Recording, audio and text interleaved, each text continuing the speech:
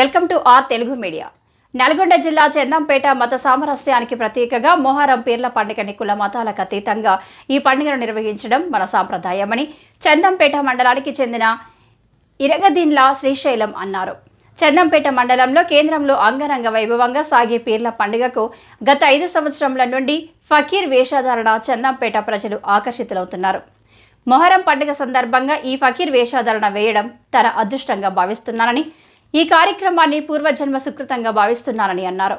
ఈ సందర్భంగా వారు మాట్లాడుతూ భక్తి శ్రద్ధలతో పీర్లను ప్రతిష్ఠిస్తారని, హిందూ ముస్లిం బాయ్ సంకల్పంతో జరుపుకునే పండుగ మొహరం అని అన్నారు. ముస్లిం సోదరులతో పాటు హిందువులు సోదరులు కూడా ఈ పండుగను జరుపుకోవడం ఆనవాయితీగా వస్తుందని అన్నారు.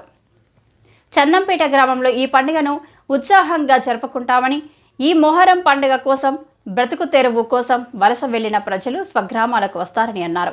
మొహరం పండుగ రోజు మొక్కుకున్న వారు, కోరికలు తీరిన వాళ్ళు పీర్లకు వెండి, బంగారం, గొడుగులు, ఉయ్యాలలు, దట్టీలు సమర్పించుకుంటారని, పీర్లను పట్టుకునే వారి శరీరంలో దేవుడు ప్రవేశిస్తారని, వారు చెప్పే మాటలు నిజమవుతాయని అన్నారు.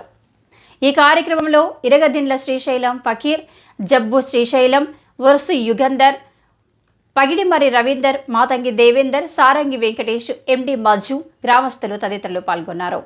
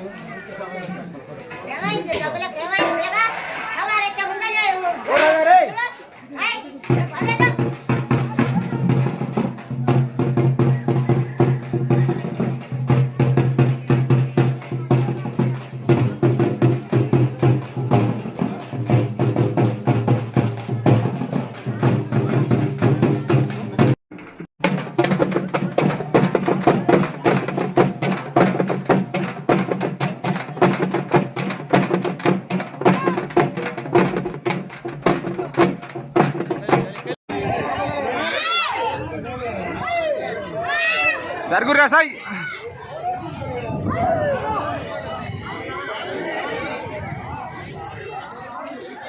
దాబిడా దాబిడా దాబిడా